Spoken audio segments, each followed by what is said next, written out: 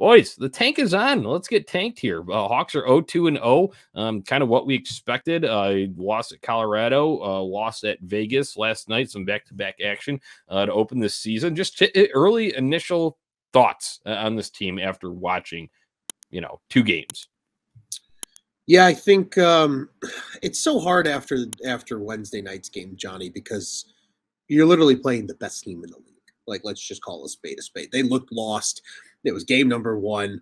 Clearly, Colorado's speed came out. But then Vegas, things settled down a little more. And I think that's what we're going to see more of this year is they're going to get beat. But they're still going to, I think, hang around and play hard. And I think that's kind of what I've seen so far is, hey, yeah, these guys know that they're clearly not the most talented team in the league. But Luke Richardson's got them coming out and playing balls to the walls on a nightly basis. I mean, shit, you have it, Johnny, for us in your lovely rundown here. 41 hits yesterday against Vegas. That is cool and fucking tough. Cool and tough hockey. They're just banging bodies, man. Yeah, banging bodies and pucks in deep. Like that. 4 lines, banging bodies all night. Banging bodies all night, and it's what I'll tell you. They're 0-2. But damn it, it was fun watching them back and kind of getting a little bit of a flavor of like who plays well together, and like the Max Domi experiment looks like it's going to be fun this year. And I don't know, there's something about this team. It's going to be really weird falling in love with a team that's this bad. But they're going to have their own little quirks that get us excited. I like the way they're playing. They're playing hard, even though they're not the most talented team out there.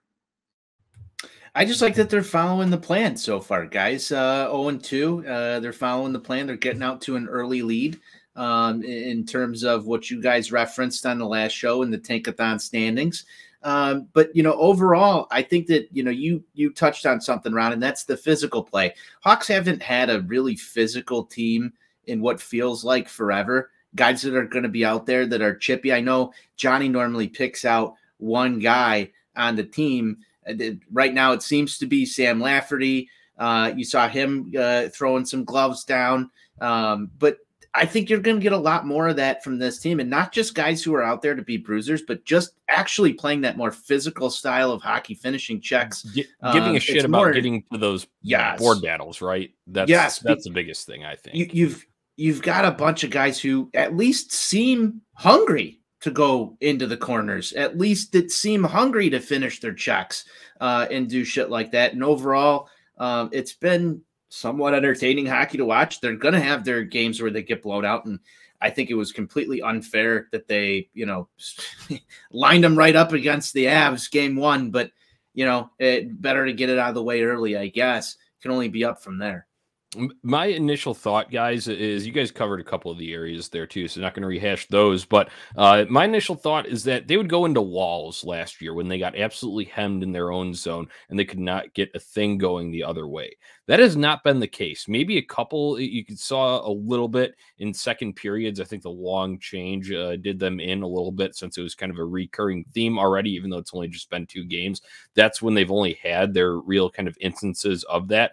But they would go just stretches, seemed like whole periods at times last year, in the year before, and the year before that, where they would just essentially look like they were discombobulated all the time. So I think Luke Richardson, the early, kind of feedback on his system is that it is simple enough for these guys to understand and implement, and it's not impossible for them. They're not thinking too much, right? They know their responsibilities. I always go back to a quote Mackenzie Entwistle had during training camp and early in the preseason about if they mess up, it's on them because their expectations are laid out for them. And they know what they're supposed to do. They know where they're supposed to be.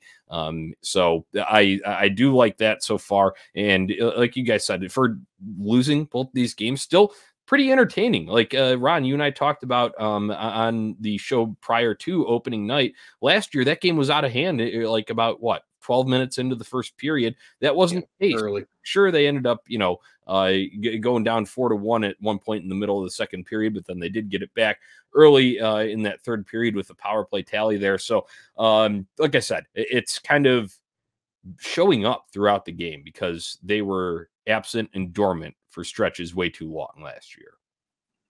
Yeah, dormant's a good word, Johnny. It really is, because You put it perfectly. The team wasn't playing incredibly hard. They would just, they kind of went through the motions a lot last year. They'd have a couple of stretches where they got hot. Yeah. But you know what I'm talking about with the kind of just dormant. That's the best word to describe it. Yeah, it's a great word. It really is. I think it nails it on the head, Johnny, because, they would really get into those crazy lulls where all of a sudden it's like, have a little bit of life. And that's at least what we've seen from this team through 2 games is some life.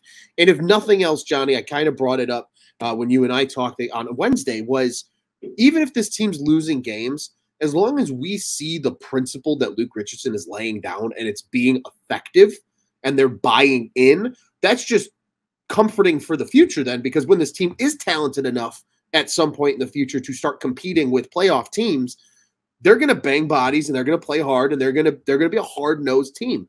And it's so refreshing, Johnny, right? Because you see it around all of Chicago sports right now. They all want to build in this model of like just being a pain in the ass to play against. And the Hawks have said that, right? They want to be that team that like trying to play against right there. Let me stop you right there.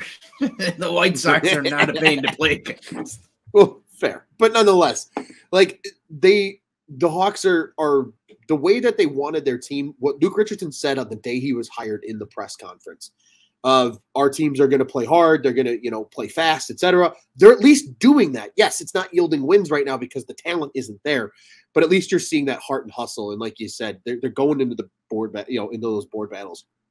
They're going into the corners with kind of a fire lit under their ass a little bit that we haven't seen in the past. So again, a very big positive, I think, from these 2 losses is that it's seeing that application of the vision that Luke Richardson has for this franchise going forward.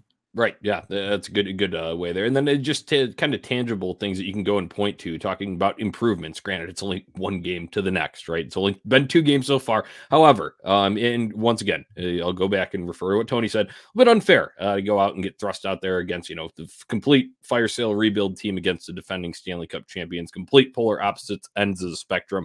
Colorado game on Wednesday night, they let up 4 power play goals. Obviously ended up being the difference in the game. But then you go ahead and look at Thursday night's game at Vegas, and they go 3 for 3 on the penalty kill. So I do think there were they could have even stayed out of the box a little bit more. I think they really only should have had 1 penalty in that game. However, penalties are going to happen. It's part of the game, and you saw improvement in that area. They didn't let Vegas burn them. And on those last active stick, Seth Jones. Right. Yeah. On those last 2 power plays too, I believe they only allowed 1 shot on each of those. It was the earlier one that had allowed 4, because I believe it was 6 total saves. That's Stalock made on that penalty kill there. So I did enjoy seeing improvement in that area, especially since it was one thing that burned them. So that tells me that Luke Richardson is in their ear and giving them the message, and then they are receiving the message and then applying it back on the ice.